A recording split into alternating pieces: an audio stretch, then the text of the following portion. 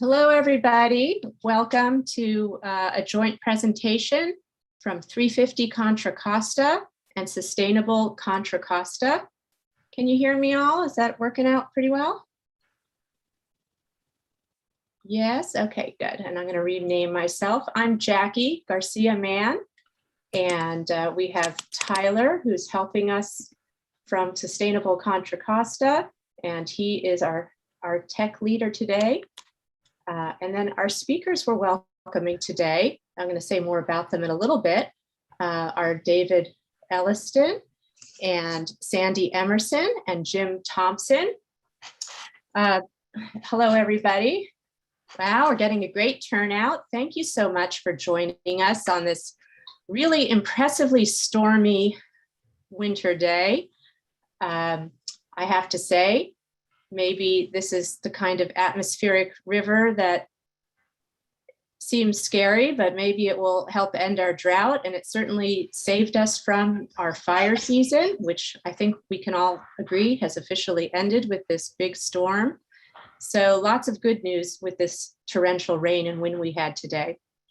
I do want to take a minute to talk about Sustainability Week. So this is the first official Walnut Creek Sustainability Week, and we can thank Sustainable Walnut Creek with Bob Joe, who really organized this.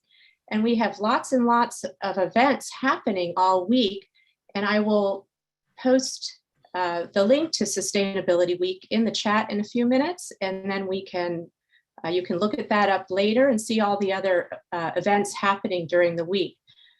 There's a Green Sofa Cinema series movie on Wednesday night, which has a spot about vertical farming, which might be the food of the future. And we also have speakers from Climate Reality that are going to be happening all week to tell you more about climate change and what you can do, how you can take action. And right now I'm going to go ahead and introduce our speakers. Really great turnout for a rainy day. And we know that lots of people will be watching this also on YouTube Live. We have a live streaming service happening right now, and this will be available as a recording afterwards. And we'll post that on our 350 Contra Costa YouTube station. So that might take a few days to come out, but we will post the recording. So today we're talking about our money, and we have questions about if our money could be funding the climate crisis. And many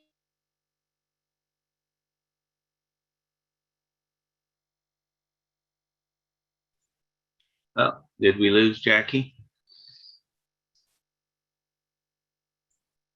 Okay, she's frozen for everybody? Yes, she's frozen. Okay. Yep, frozen. Yeah, and now her video is black. So Tyler, I think we can say that the answer to your question is yes. Our money is funding the climate crisis. Yep.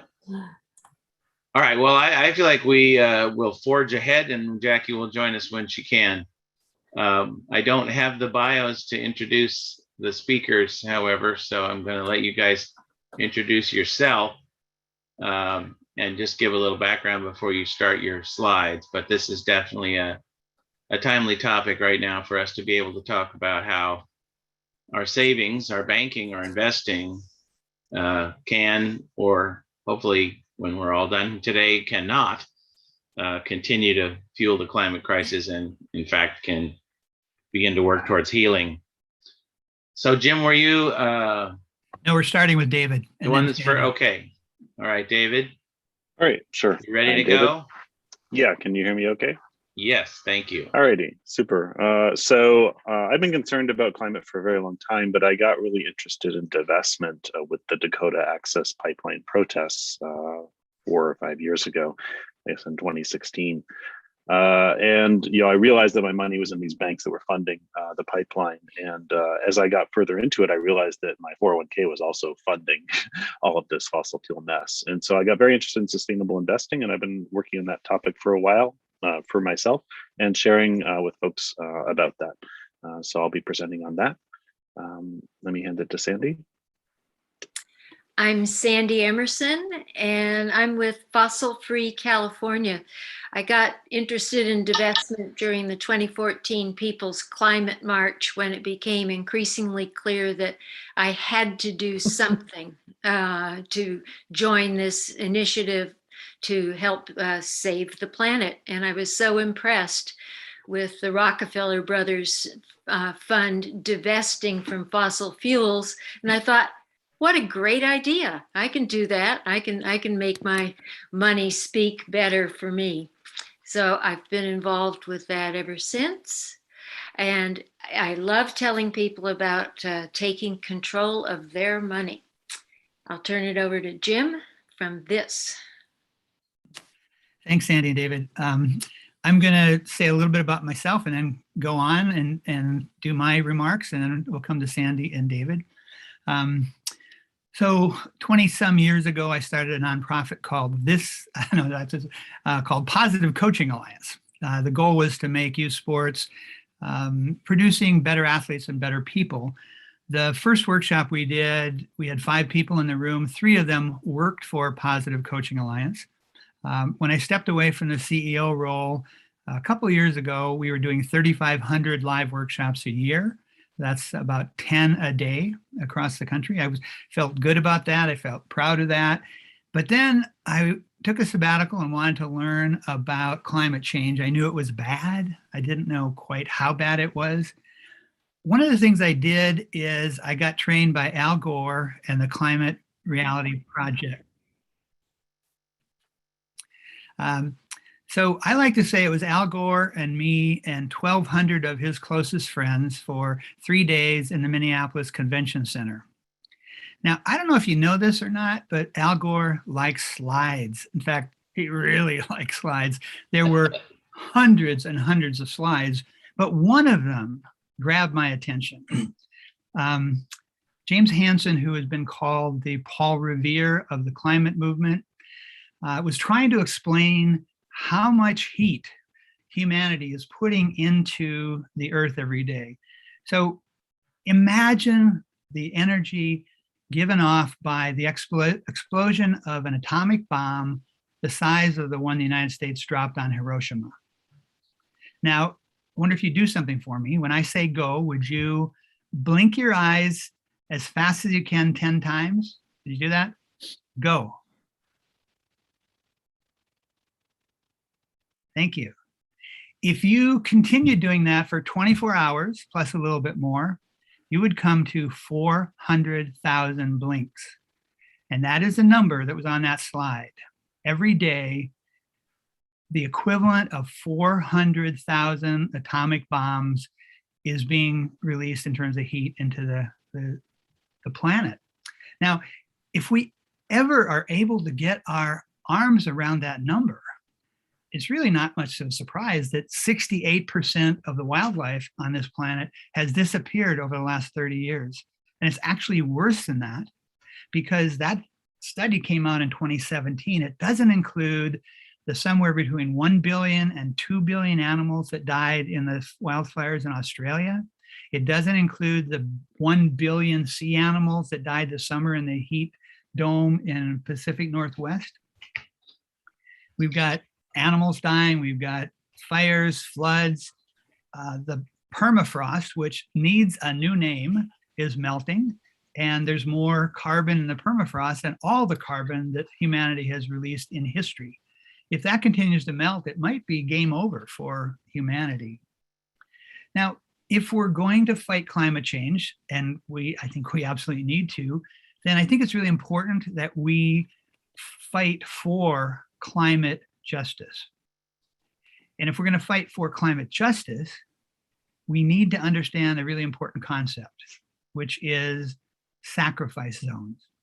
A sacrifice zone is a geographic area where the powers that be, the decision makers, don't care what happens. They don't care what happens to the land, the water, the air, the animals, the people. Let me give you a couple examples of what sacrifice zones are. first of all, Robert Bullard has been called the father of environmental justice. He did a study a while back.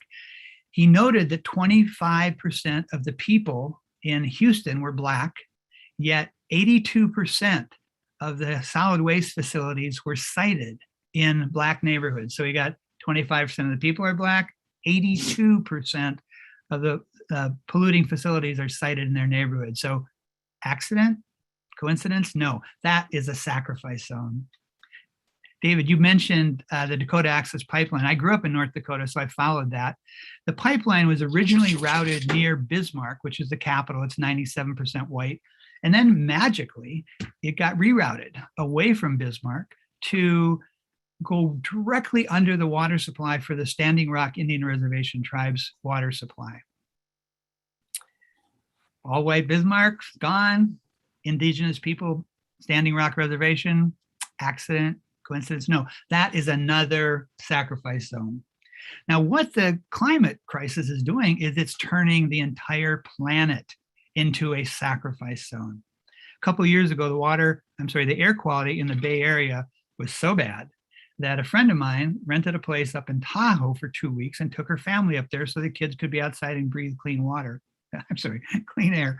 Well, if you followed the fires in California this year, you probably know that the Lake Tahoe area came very close to burning up.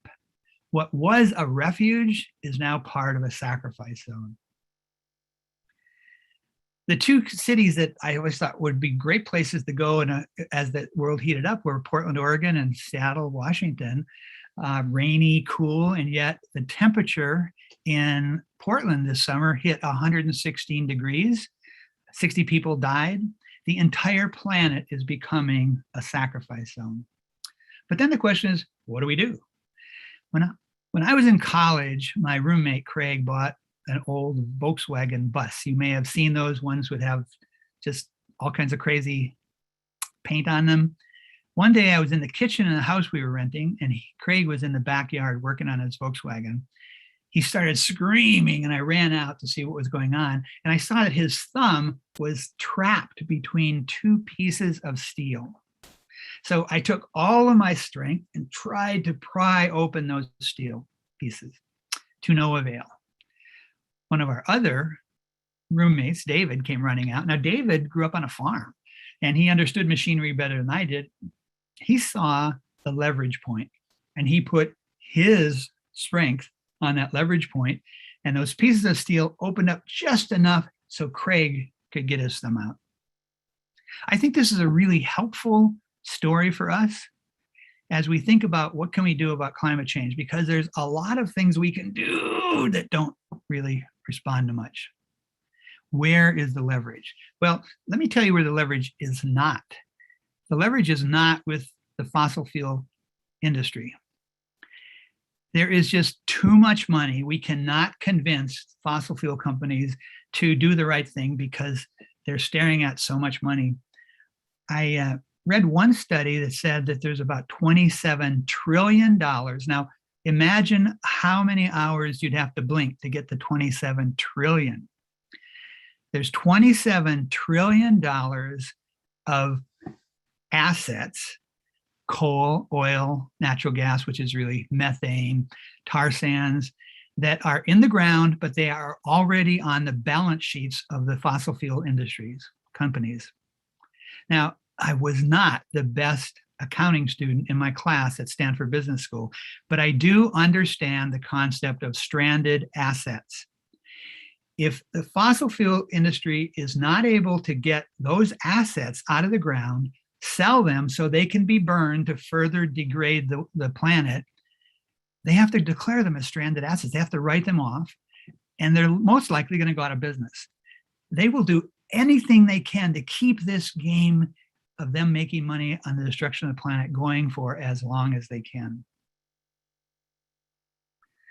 So one of the things we know is that fossil fuel companies cannot do what they're doing without insurance, without investment, without bank loans. And while 100% of the business model of fossil fuel companies is destruction of the planet, the big climate bad banks The four worst are Chase, Citibank, Wells Fargo, and Bank of America. The four of them alone have funded almost $1 trillion in climate destruction over just the past 5 years. But, and here's a really important but, only about 7.5% to 8% of their portfolio is in fossil fuels. Unlike the fossil fuel companies, banks could easily get out of funding the destruction of the planet. There's lots of things they could invest in, including things that would help the biosphere. So I want to give you two kinds of things that you can do that will contribute to leverage. The first has to do with aligning your money with your values, and the second has to do with your relationships. So if you are banking with a climate bad bank, Bank of America, Wells Fargo, Citibank, Chase, then move your money. The organization I started, This Is What We Did, will help you move your money. You can go to thisiswhatwedid.org, look for actions, and click down on Move Your Money. There are all kinds of tools on that website that will help you get started in moving your money. If you want a coach, we will provide a coach for you to help you work through getting your money out of those climate bad banks, to align your money with your values. Now, maybe, and if four or more of you want, I'm not saying it right. If you know 4 other people that want to move their money and would come together in a cohort, we will offer a 4-week cohort program, 1 hour a week on Zoom, that will, by the end of the time, you will be able to be well on your way to getting your money out of there. Now, some of you may be way ahead of the game. You may have divested from these climate bad banks already. So then we are taking out a full page ad in a major newspaper this fall and listing all the names of the people who have divested from these climate bad banks and the banks they've divested from. So go to our website, thisiswhatwedid.org, click on actions and go down to join our ad campaign. And it's very simple. You just sign up and put your name and the bank or banks that you've divested from. 2 ways that you can help align your money with your values. Let me talk just a second about our relationships.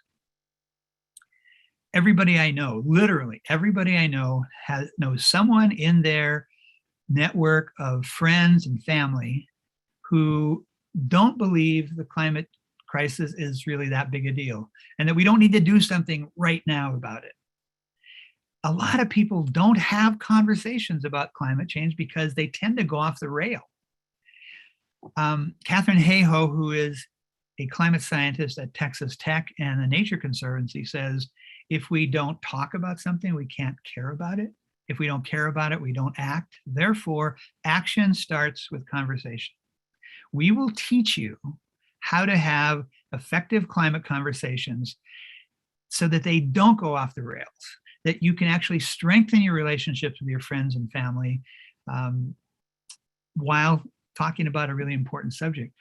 In June, I was in northern Minnesota, protesting Enbridge Lines 3, which is delivering ultra dirty tar sands oil to the United States, going through the lands of the Indian reservations there.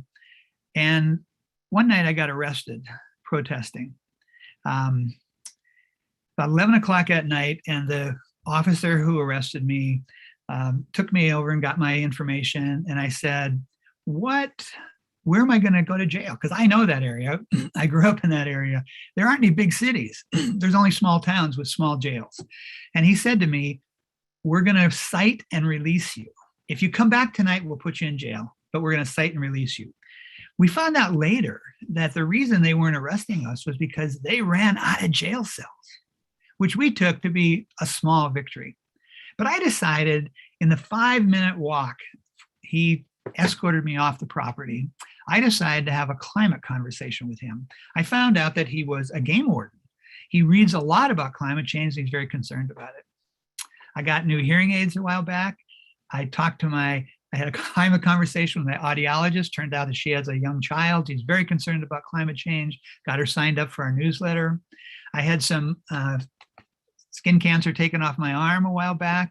I had a great conversation with the surgeon who did it. Found out that she had 2 daughters in high school. Signed her up for our newsletter. Having climate conversations is actually fun once you know how to do it. And we will teach you how to do it 3 weeks, 1 hour a week.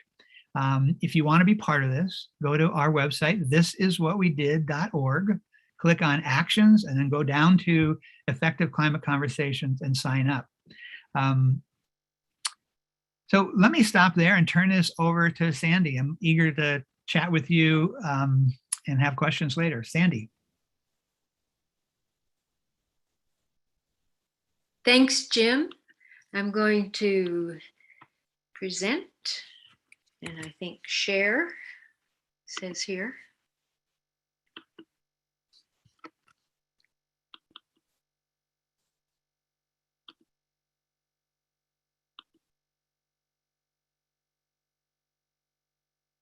Can everyone see my screen? Okay.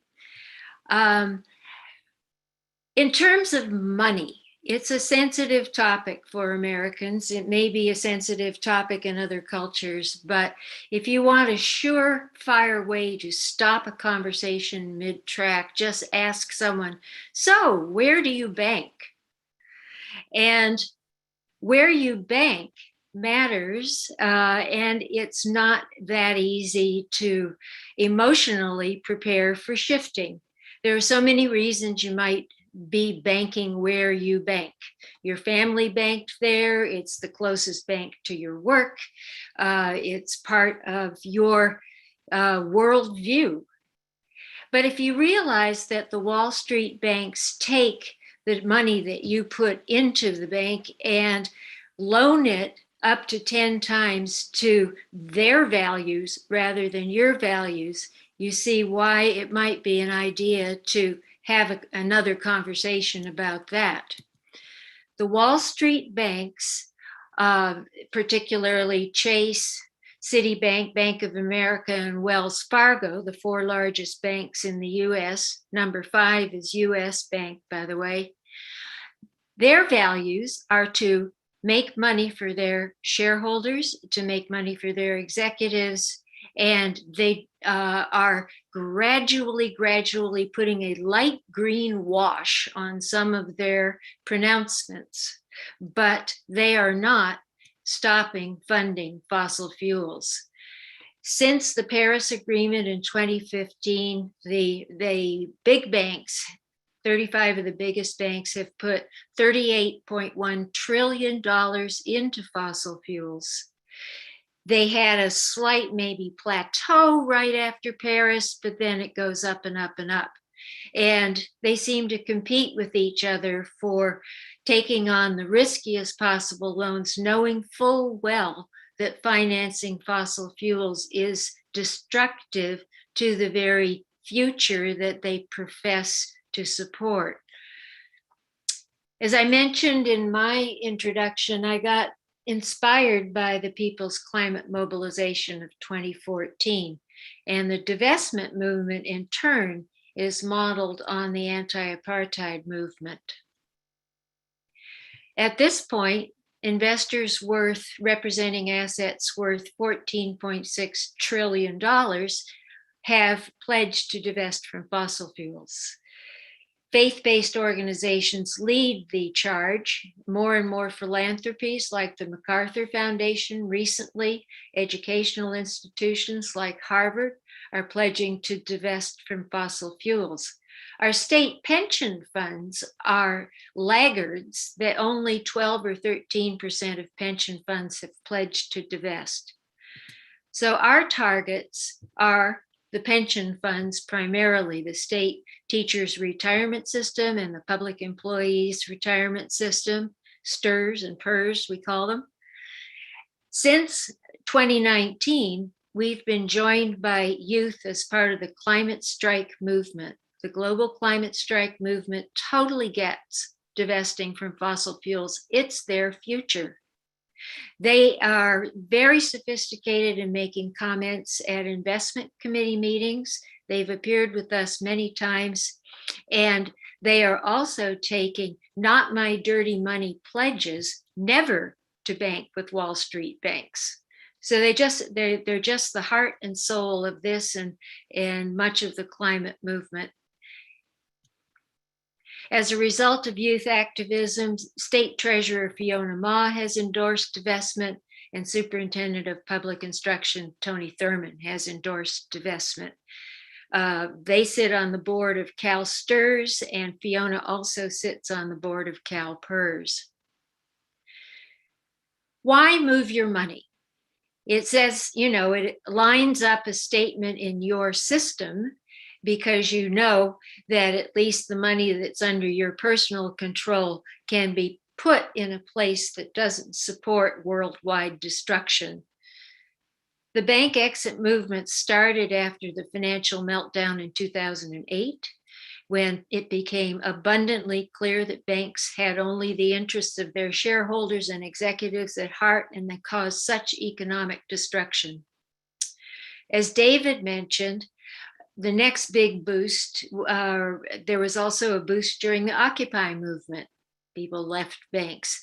And particularly during Dakota Access Pipeline, the group Mazaska Talks, an indigenous-led organization, got people to move their money out of banks. Up to $15 billion in individual deposits was moved out of the banks that were funding the Dakota Access Pipeline. They connected all the dots and showed which banks funded which project companies. Every year for the past 10 or 12, a coalition of nonprofits has published a banking report card called Banking on Climate Chaos. Most recently, used to be called Banking on Climate Change. But if you want to know if your bank is on the list of, say, the 35 dirtiest banks, or where exactly it ranks, or how much money it's put in, it's all in these wonderful reports. Most recently, these reports revealed which banks are funding Line 3 and the Enbridge Canadian company that's building that destructive pipeline. The four largest banks, Chase, Wells Fargo, Citibank, and Bank of America, control about 45% of 17.4 trillion in deposits. It's a really concentrated industry. These banks are also the top funders of fossil fuels. And you can remember, though, that it is your money and you can move it. When I was removing my money from Citibank, I knew all of this. I had the framework, I had the message, I was determined to do it. And still, when I typed out my little goodbye letter to Citibank and went into the branch with my letter for the teller, I felt surprisingly nervous. Was I going to get scolded? Who knew? But it was such a non-event. You hand your money in, they close your account, you walk out feeling really, really empowered. It's a wonderful thing to do. And I felt the same way when I cut up a couple of credit cards and like that. So as far as your self-empowerment, I recommend it. But then, of course, you need to find a place to put your money. And looking around the landscape of possibilities, credit unions are often a good bet. They're nonprofit organizations. They invest in houses and cars and small businesses and farming.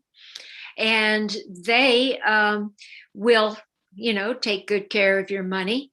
It depends on your requirements. There are also socially responsible banks, B Corp banks, community development financial institutions. There are online banks. There are brick and mortar banks. Credit unions, like most banks, will provide a network of ATMs where you can do your banking, and credit unions are part of a an organization so that you can bank at any credit union as if you were banking at your hometown branch. The Self-Help Federal Credit Union in Oakland is a very respectable place to put money, as is Beneficial State Bank, which is a B Corp. It's $1 billion bank. It's no longer a tiny bank. And someday we all, and cities and counties as well, will have a chance to use public banks where the money is invested in the community and retail banking is provided by a network of community banks. When you are cleaning up your personal money, you should take also a look at your credit cards. Your credit cards have a payment processor, Visa or MasterCard, and they are underwritten and in partnership with a bank. Very often it will be one of the big banks. You have to look a little bit to find a credit card that's supported by an independent bank like TCM Bank. And Beneficial State Bank now offers 3 flavors of credit cards. So if you bank with set up an account with a credit union, look for a credit card from where you have your new banking. Don't be taken in by REI's Affinity card. It's supported by US Bank, the 5th largest bank in the States. There are lots of tools for finding a better bank. The Stop the Money Pipeline, Move Your Money page has a portal into bankforgood.org, so you can run that portal yourself. This is banklocal.info. You put in the name of your hometown or your zip code, and it will show you a list of local options ranked in order of their local impact. So this means that the smaller banks and credit unions are up at the top because they're more impactful to the community, and the Wall Street banks are at the bottom of the list. I recommend to you, if you're anywhere near San Francisco, to turn out next Friday for a youth-led action targeting Chase Bank and Wells Fargo at BlackRock headquarters. So they're targeting Biden, BlackRock, and banks in a wonderful corner of the financial district next Friday at 10:30. I will put all of these links in a PDF of my slide in the chat as soon as I'm finished so that you can get live links to all of these. Stop the Money Pipeline also has a customer-led campaign targeting Chase and Wells. And Breast Cancer Action is targeting the Susan G. Komen Foundation for doing business with Bank of America. So bank activism, it proceeds on the community and organizational level as well as the personal level. If you want more info, please be in touch. The greenamerica.org has a better banking set of pages. We have a Move Your Money section on our website, and you can send me an email. Thanks very much. And I'd like to turn it now over to David to talk about investments. Thanks, Andy. Let me get my slides up. Okay, so let me know if there's a problem with the slides. I think you can see them. Tyler, we need to change the spotlight.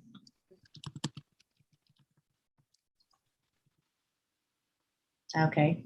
Well, you can go ahead and start, David, and we'll Alrighty, I'll get going. So I am not a financial advisor. I am just a mentor, help people understand their investments, help people understand what's inside of it. I can't really tell you what to invest in, but just wanted to put that up there. I am a speaker for divestment. I'm an activist. I'm definitely not a financial professional. I'm actually a software engineer. So what did I want to share with you? Sustainable investing is really taken off in the last few years since I started getting interested in it. If we look at ESG assets or sustainable assets, there's a prediction that it'll reach about $50 trillion in the next few years, a third of global assets under management. And what does that mean under management? For people who don't have financial advisors, you are not under management. So actually under management, these assets under management tend to be the wealthier and wealthier people. Of course, many of us do have financial advisors, but wealthy people have been doing sustainable investing for a very long time, actually, because they had the ability to. And now it's become democratized and available to us. Why are people so excited about it? Well, it is doing really well, for one thing. 2020 was a bang up year for sustainable funds because fossil fuels took a real beating in part, and the tech stocks did well, but also companies that were more sustainable did better. Companies that had looked at their supply chains did better. And it turns out that sustainable investing demonstrated less risk. And this is actually an important thing to understand about investing, is that you're looking at risk versus return. If you invest in bonds, you expect less return for less risk. If you can get the same return or better return for less risk, you're actually getting benefit there. So sustainable investing is really hot. What is this, though, ESG, sustainable SRI stuff? So you'll hear about ESG criteria. ESG is environment, social, and governance criteria on which you can measure companies. For instance, you can measure them on their carbon impact or the way in which they deploy clean technology or their pollution, things that are very interesting to folks in the environmental movement. But you can also look at them at a social level or a governance level. And these things are not just beneficial to society. It's been worked on for a few decades now, and now it's kind of understood that companies that exhibit better behaviors like this tend to do better in terms of their own performance. So at least we're not looking at the kind of negative or worse performance that I think was a characteristic of socially responsible funds maybe 20 or 30 years ago when they were expensive to operate. So that's ESG. Just as an example, a little data point, these things can have tangible impact on performance. So looking at some back testing, they found that, having a woman on the board produced much better results during that decade than having no woman on the board. And that's just one of hundreds of dimensions that they're now measuring companies on to determine how sustainable they are. So what I'm going to do in this talk is mostly show you tools online that you can use. But I do want to take you through this slide to try to explain what you can do from a sustainable investment perspective. I know it's a busy slide, but let me walk through it. So there are different sort of classes of sustainable investment. The first is exclusionary, where you want to filter out stocks based on industry. So this is very simple. You don't want to own guns. You don't want to own fossil fuels. And it's kind of the most basic social responsible investing that emerged over the last few decades is exclusionary. And for instance, as an example, you can own the S&P 500 fossil fuel without fossil fuels. So it excludes about 36 stocks from the S&P 500. You can go buy that ticker, and it's a very easy trade. Say, I'm not going to buy the S&P 500 anymore. I'll buy it without fossil fuels. That's been available for a long time. But what gets kind of interesting is, more interesting is when you integrate ESG criteria into your analysis. So here you're favoring good companies, you're underweighting or removing bad companies based on a lot of different dimensions that I showed you. And that is kind of a more advanced form of sustainable investing than the basic exclusionary investing. And when I show you the tools, you'll see what kind of benefits you're going to get in terms of the things you're avoiding and the things that you're getting into by going after sustainable investments. I'll just mention the other two. Sector investing is a focus on specific sectors like solar or wind. This is not what I'm talking about when I talk about sustainable investing, because that is a pretty high risk play to start going into individual investments and throw half your money into solar. It did really well last year, but it's been a bumpy ride. So sector investing is just where you might put some money in order to be more proactive about clean investing. And then impact investing is this kind of private investment that does real good. You won't see much of it in the markets where you actually stand to earn below market returns. So if that makes sense, I wanted to show you examples of these funds using the tool that I've used for years to understand what the fossil footprint of my mutual funds are. And we'll compare funds and put this tool into your hands when you leave so that you can go look at the fossil content of your own funds. We'll just click through on some of them. Let's start with the sort of most basic one, S&P 500, and we'll look at it using this tool called fossil free funds. I need to move this. Okay, fossil free funds, my favorite website, kind of rates fund providers on what their fossil content does. This one is the S&P 500, it gets a D because it has about 6.64% fossil fuels split into, and they kind of break this down into producers and consumers. The worst kind of things to own are the people who actually own the carbon underground. As folks may have mentioned, most of that's not going to get burned, so these companies are probably not valued correctly. But maybe in general, you'd like to avoid almost all of this stuff. If we look at the S&P 500 without fossil fuels, let me click that one up. Sorry. Click on this one. We're hoping to see a lot less investment. And here they've really reduced the producer side of fossil fuels. So you're at 0.05% carbon underground. There have been some improvements here. It is not the best fund in the world. It still contains a fair amount of fossil fuel production and consumption. But it was a little adjustment you could have made to get the carbon underground out of your portfolio, which makes a lot of sense from a financial perspective. So those are examples of exclusionary. Now I'm going to show you a fair number of Vanguard things because I think it's just a very common thing that people have out there. I'm not recommending Vanguard funds. I do use one of these, but I just want to show you because this is the most popular fund that I've ever seen in a 401k, which is the Vanguard Total Stock Market Index. It has almost all of the stocks in the United States in there, anything that's investable, and it gets a D because it has a wide variety of fossil fuels in it. Now, like most of the major fund companies, Vanguard has finally come out with its own ESG fund. And if we look at the ESG fund here, it contains, well, let's take a look. It gets a B. It contains actually less than 1% fossil fuel. It's gotten rid of pretty much all the producers. And you start to have to break open and look at who the consumers are because not every consumer is the worst one in the world. So there are, and if you're really serious, you can go take a look at these and see if these are bad companies or good companies, but not every electricity company is bad. So here, this is a very interesting fund because you're getting the Vanguard diversification, but you've really gotten rid of most of the fossil fuels. So that is exclusionary funds. And then if we look at integrated funds, I would just show you two good integrated funds, interesting integrated funds, which are using ESG criteria. And these are both global funds, meaning you could just own one fund and you would have international and domestic stock. And this is Vanguard's version of it. So it has a much shorter number of stocks in it. It doesn't have 5,000 stocks, it has like 30, and they've handpicked them. And there is one fossil-fired utility. It's this National Grid PLC, which I've kind of looked into. It's pretty good organization. So this is a nice clean fund that you could own that has almost none of the fossil fuels. However, it's still Vanguard. So if you really want to go into the traditional social responsible companies that did investment and actually go and do what is it called? When they go to the companies and try to push changes in the board, then this is an example of a fund.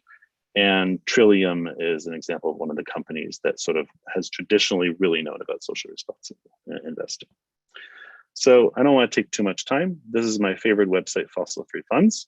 You can go in there if you go to the homepage of Fossil Free Funds and you can type in your fund right here and you can see what it has inside of it. Vanguard,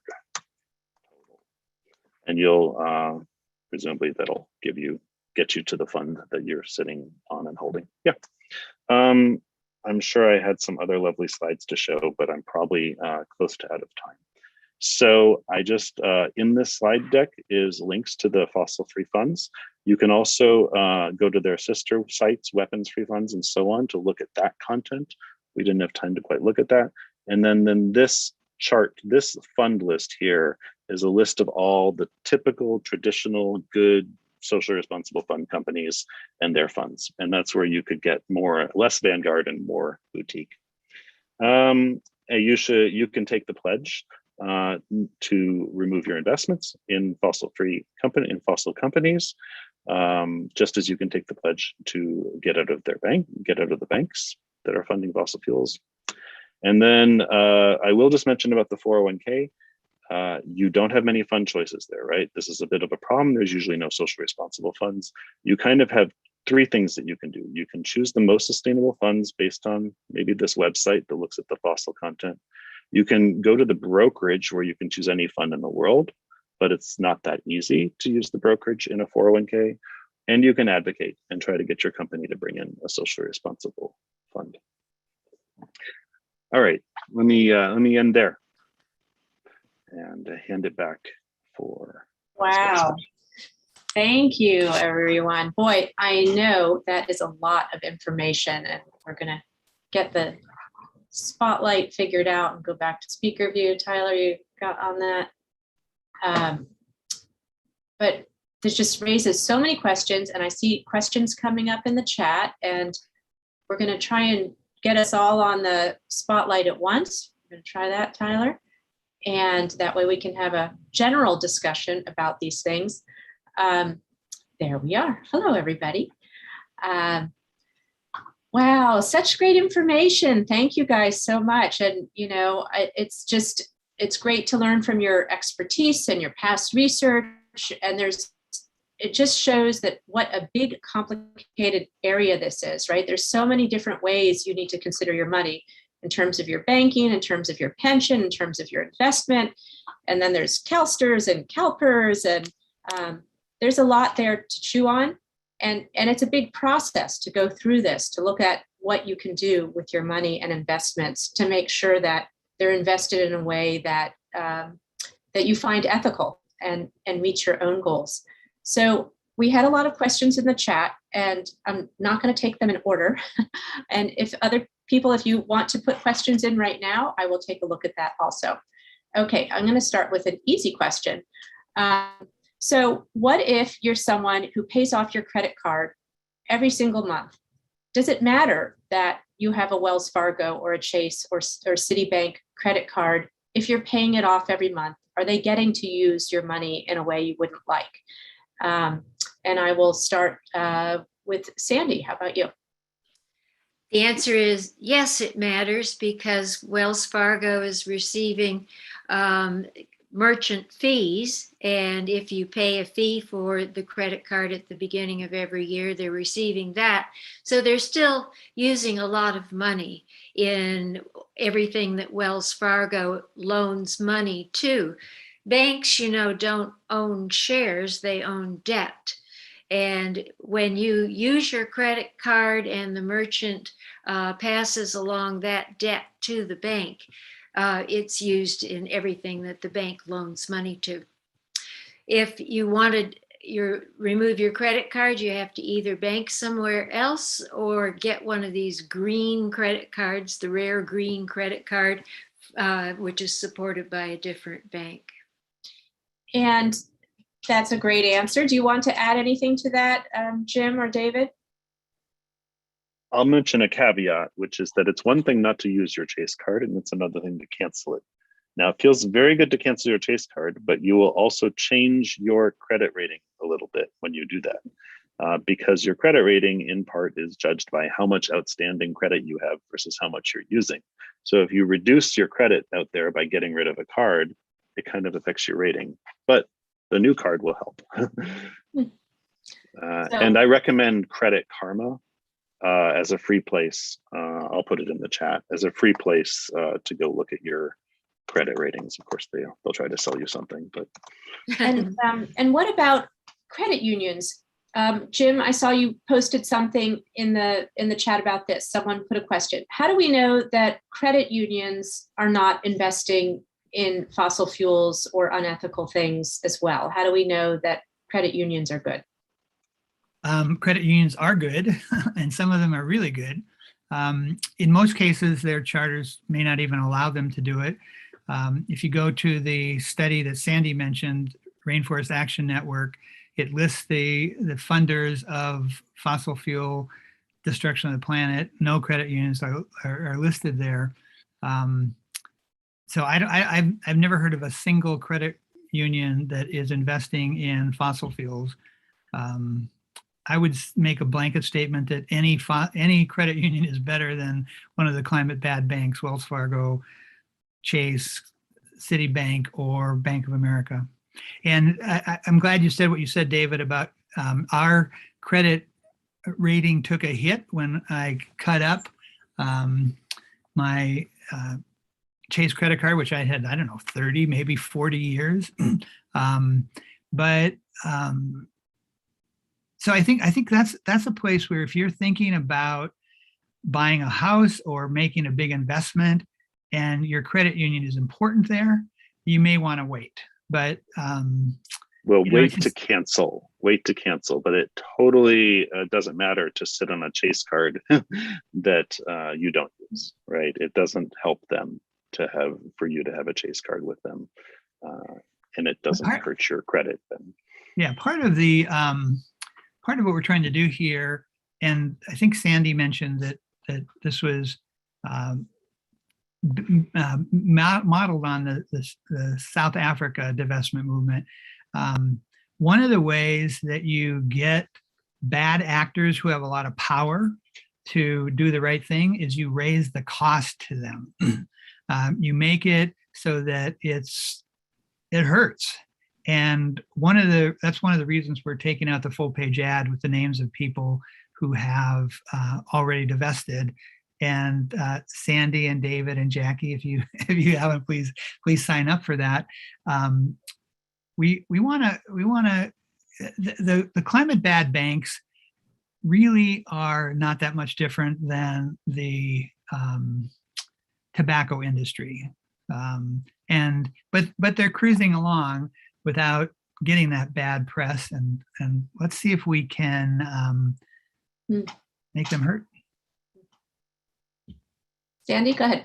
Yeah, the naming and shaming has become very effective as the climate activists have become more sophisticated with their technologies. Jamie Dimon looked out his window at some slogans that were projected on the building across from his apartment. It eventually, the shaming takes effect in some ways. With the divestment movement, we're also hoping to remove the social license for oil companies to do business, fossil fuel companies to do business. And when investors flee, credit becomes more expensive. There's a slogan in Stop the Money Pipeline that if you stop the flow of money, you can stop the flow of oil. And that is to some extent true, or at least you can make the returns. The reason banks continue loaning money to fossil fuel projects is because they can charge increasingly high interest rates. But when the assets become stranded, which is inevitable, it's going to be a train wreck. We're trying to do a managed decline rather than a Wile E. Coyote decline. Okay, I'm going to read a complicated question here. And perhaps the question is just stay away from big banks, but it says there's a follow-up question about what percentage of a bank's, not a credit union's, funds go to fossil fuel investment. So if a small bank invests 10%, but Chase invests 7%, even though Chase's dollar amount would be larger, are they in fact a better choice? So that sounds to me like choosing between evils. David, do you have a comment on that? Well, it's been a little while since I studied banks. What I recall, and I think Sandy mentioned, is that the banks have the ability to lend out something like 12 times as much money as they have in reserve. So if Chase has 7%, that means that it's a very strong multiple of what of leverage that the banks have, and it's the reason why public banking is kind of interesting. So, esoteric comment. Okay, does anyone else want to jump in on that one? I think size matters personally rather than percentage. Chase Bank is a $3 trillion bank, and 7% of that is enough money to build several more pipelines, several more fossil-fired coal plants, a nuclear power plant if such is projected. So I say size matters. And is there a difference between a public bank and a credit union? I think people would like to know a little bit more about that, because we see credit unions in our communities. But if you haven't banked there, people are unfamiliar with the local benefits to the community, as I know Sandy mentioned that. But I know a lot of people have always been with a big bank and they just don't understand what a bank like Beneficial Bank or Patelco might be doing in their own community. Do you someone want to address that? Well, the community banks make a big point of explaining what they do in their communities. They make loans to small businesses. They support nonprofit organizations. You can imagine the pride with which they would explain what they're doing in the neighborhood, and they may make their community room available for community meetings. I mean, when you bank with a smaller bank and take the time, if you have the time to make a relationship, it starts to feel almost like a real human interaction. If you are looking for speed and efficiency, there are fossil-free online banks which will give you all the techno bells and whistles and all the benefits of just doing really speedy transactions along a spectrum of services. So you have, it depends on your style. I do like to go into a bank occasionally and look at a teller, or at least I used to before I was looking through a mask, and have a conversation about there's this, there's that, or at least an interaction. And there was a really good question earlier, and I see people are giving great information in the chat, so I'm not going to address everything in there. But someone said, I feel trapped in my bank because of my mortgage. Any advice on how to remove myself from that situation? Jim, do you want to take that one? Yeah, there are, and David or Sandy may know more about this than I do, but there are opportunities to refinance, and every once in a while offers come along that make it better for you. I don't think anybody is saying you should refinance in a way that puts you at risk, but to look for opportunities to do that. And there are among credit unions and small banks, there's a bank called Umpqua Bank, which is it's chartered in Oregon. I'd never heard of it before. And one of the people who was in our cohort for moving our money moved his mortgage, I think it was out of Bank of America, to Umpqua Bank. There are opportunities there, but you don't want to do it in a unsmart way. Yeah, I think that's something, that this is a process.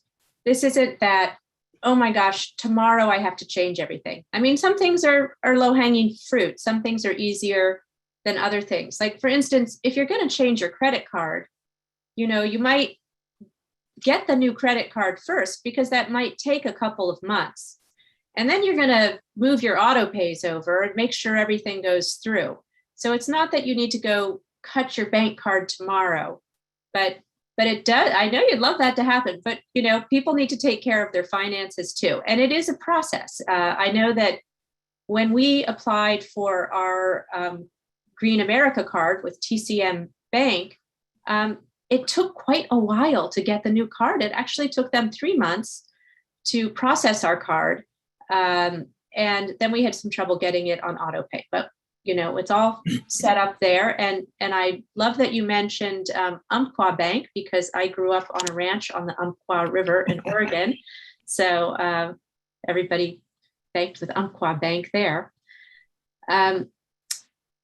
other responses to this about opportunities to change things or the process of Jackie, one of the reasons we started a cohort program is because I was talking, I used to be an administrator and a lecturer at the Stanford Business School. And I contacted one of my former students he's not a very senior person, but he's pretty high up in Wells Fargo. And he said something that just has stayed with me. And that is that our relationships with banks are sticky, and it's not accidental. The banks try to make it sticky. And one of the reasons we do the cohort model, or why we're now having a coach for people, is to help you do it. I was organizing protests outside of Wells Fargo branches. And my wife said to me, and we were handing out flyers telling people to divest from Wells Fargo. And my wife said to me, we haven't done it yet. And when we started our first cohort, it was a Friday morning, about 10 o'clock in the morning. And I needed to get into my account from my employer so that I could switch that from going into Wells Fargo and going into the credit union we had taken out. And I got into it, and it had a couple of security questions. The first one was, where did you meet your spouse? And the second one was, who is your favorite teacher? I said very confidently, St. Paul, Minnesota, and Polly Ames. And it came back to me, no, those are not the right answers. Now that is the moment where I would have said, I don't have time for this. I'll come back to it later. And I would not have come back later. The reason I stuck with it was because in 2 hours I had a cohort meeting, and I had told people the week before I was going to get this done. So I stuck it out and got it done. We need encouragement, and we need a little bit of guidance. And that's again, why we have a coach for people and why we use the cohort model. That's great. Coaching and follow through. And I like that. And having a community that you're doing that with. And, I've had people say to me in meetings like, well, I don't think I should divest from fossil fuels because, there's change from within. What about this idea we're going to change a company from within? And that, of course, is the argument that CalSTRS uses to not divest their pensions from fossil fuels. I think I saw some CEO statement saying they wanted to change from within. And someone put in something there about BlackRock throwing its shareholder weight toward voicing climate concerns at shareholder meetings. So in this case, I want to give David a little time to talk. And then I see Sandy chomping at the bit there because it's a big, the change from within. We, stick with us. We'll be better. I want to hear what you guys have to say about that.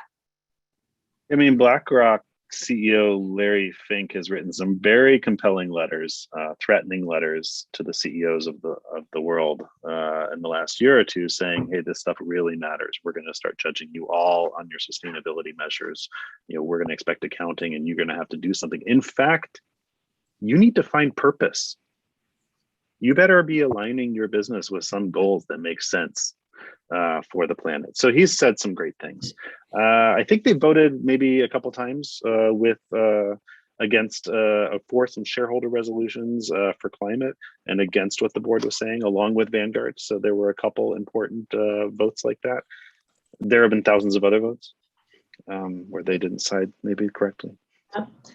That's a good point, that they elevate some smaller actions, but there's lots and lots of other actions that are not aligned with that. I know BlackRock is divesting from coal, but they have lots of other gas pipeline projects. Yeah, right. Yeah. Sandy? BlackRock is where you hold your investments. They're not necessarily responsible for what all they hold, right? They serve investors. I wouldn't say they hold stuff. Well, BlackRock, as the largest asset manager, along with Vanguard and State Street, they do make options available for certain investors in certain situations, but at the same time, their backbone indexes are fueling everything in the market, and I use that word advisedly. They are continuing to fuel Amazon destruction and deforestation and fossil fuels, and they always will, because they are making the market. So if they're also making noise over here about, yeah, you should do a little net zero and way out in the future in 2050, it's really, you cannot rely on that. They have enough heft to get rid of their fossil fuel investments, but they don't. They invest in everything. And Jim? Yeah. Let's put a little context in this. The human ability to live on this planet is being threatened.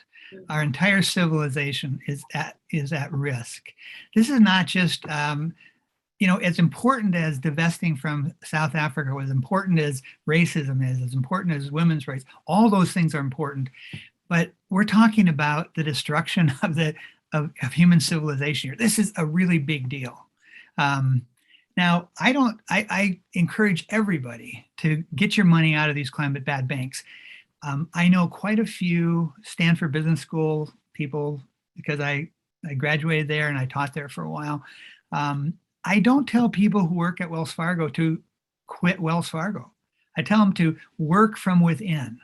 And if you are working from within and you're not worried about getting fired, that's a really powerful place to be. If you're doing your job well and you're raising a ruckus, yeah, go for it. But let's just not forget what's at stake here. It's the future of humanity.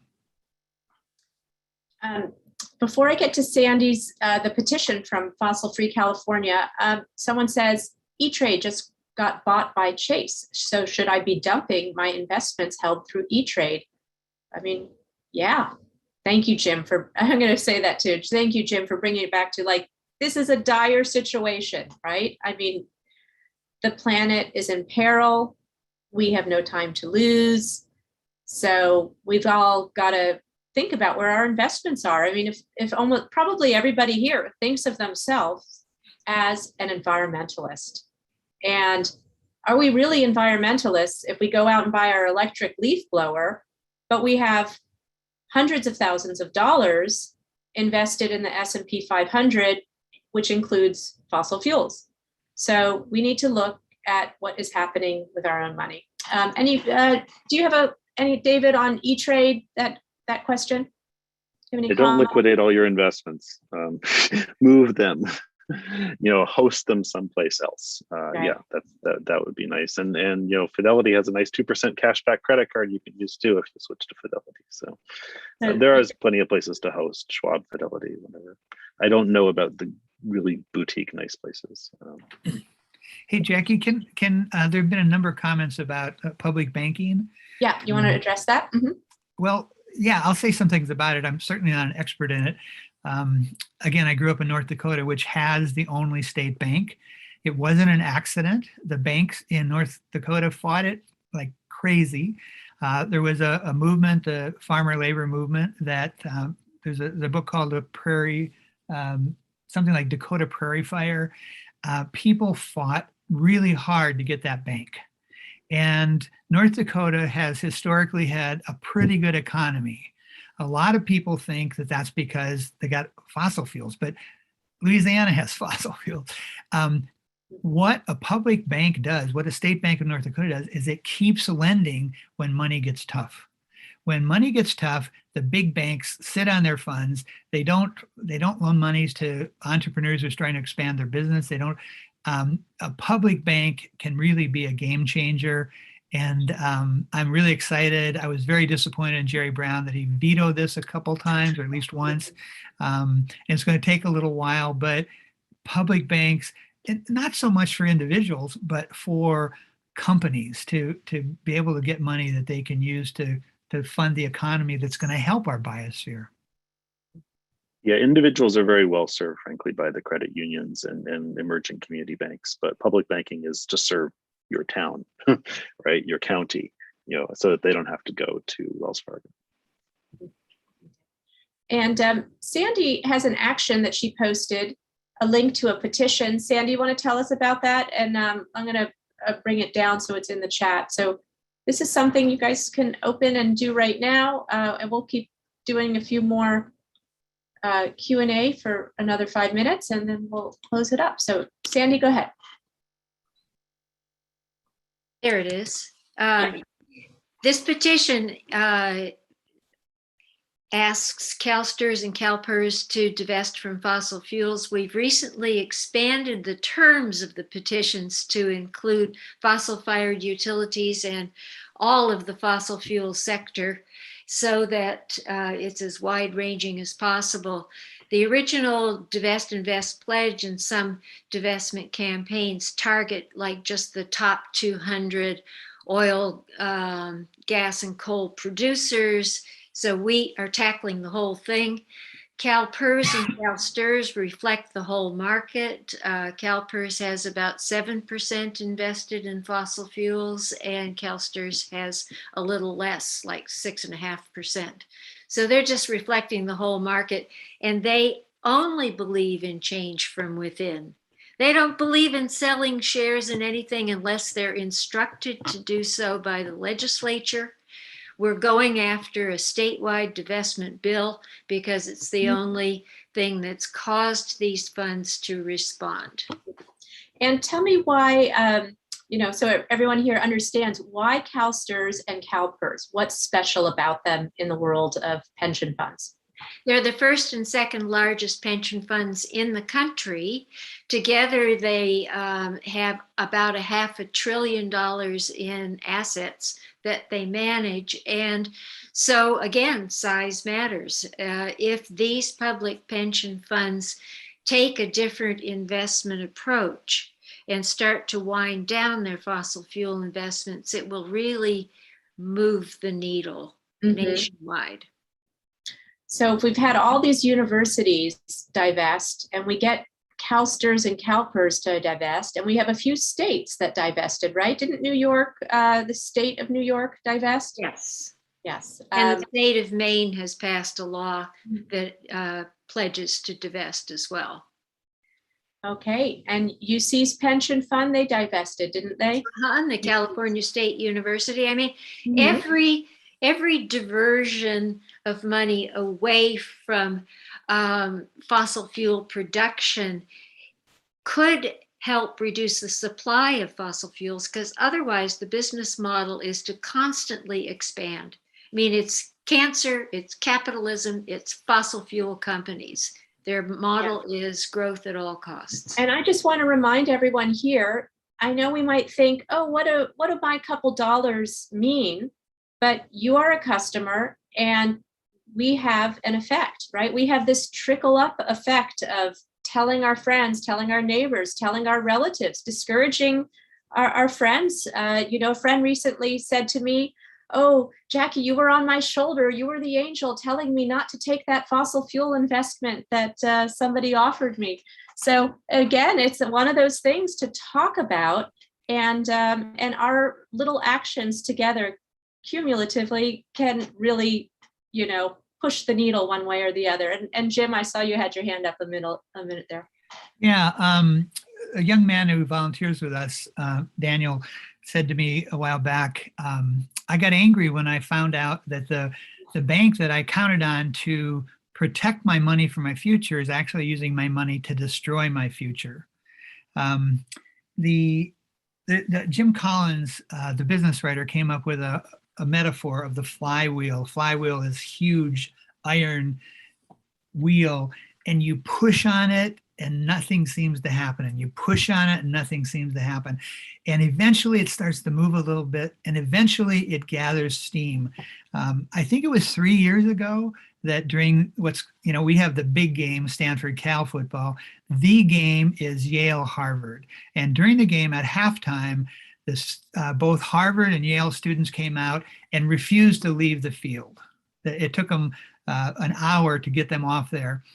The quarterback for Harvard put out a video saying he supported the students who were delaying the game. Now, it seemed like nothing was happening with Harvard. Everything they said, blah, blah, blah, as Greta Thunberg said, but they just divested. And so I think we have to say, put your shoulder to that flywheel and do your little bit. And then I really want to say again, learn how to have climate conversations. Please go to our website, thisiswhatwedid.org, look for actions, and then click on effective climate conversation. It is amazing the impact you can have on the people around you. And I don't know if you guys know about the Overton window, but the Overton window is this conceptual space. If an issue is in the Overton window, the media talks about it and government tries to deal with it. And what Bernie Sanders did in his campaigns is he dragged issues into that were outside the Overton window. It doesn't matter how good your proposal is, if it's not in the Overton window, nobody's talking about it. So he got $15 an hour wage, for example. Florida voted for Trump in the last election. At the same time, they passed a $15 an hour minimum wage. So I'll get off my soapbox now. Oh no, that was a great closing statement from you, Jim. And Sandy, do you want to do a little closing statement, and then David, and then I'll wrap it up? Well, I just wanted to echo that we all have the power to align our money with our values. It makes a difference in our system and in our neighborhoods. We can cause this industry and our future to move away from the brink, I believe, by our collective actions. David? I didn't prepare any poetry. It was so empowering to leave the banks and then to work on sustainable investment and figure out, how to change that. When I realized that, like, by owning bonds in Exxon, I'm lending them my money, like, directly. It's crazy. It's not even like profiting from their stock. It's so. There's so much upside and happiness in getting control of your money and getting it and doing things that you want. So I encourage people to do that. I think that's a great point too. Like, not only are we doing good for the earth and the future, but it makes us happy. We feel like good people when our actions and our morals align. That's a happy spot. So it's some work. It's a process. Again, go to Jim's website. This is what we did if you want to join a cohort. And we will make all of the resources available in a follow-up email for people to go and click on some of these. And I do hope you sign the petition at Fossil Free California. There were 37 of us on this call today, so that should be 37 more. Well, I guess a few of us already signed that, but that should be a bunch more ticks on that petition. And then talk about this with other people. That you now have some knowledge, you now have some tools, and start the conversations with your friends. You never know who you might influence, and that's a good feeling too. This was such a great talk for the beginning of Sustainability Week, and I think it was just a really great topic because it's something that's really often missed by people who consider themselves environmentally active or just very pro-environment, but they don't think about their own banking. And I know I have a little more work to do myself. We started this process. Several years ago, we told our investment advisor to divest us from fossil fuels, but whoops, we didn't realize our investments still contained Chase Bank and US Bank and big banks. And so there's another level of what we need to do now. And that's part of our continuing education and growth on this topic. So thank you all so much. And I hope you'll look up Sustainability Week and look at the other great talks all week long. And thank you so much to our speakers. You were wonderful and we really learned so much, and we got tools and empowerment, and now we're going to all go out and change our banks, right? All right, have a great week and stay safe. Hopefully this windy weather will be tapering off for any commutes.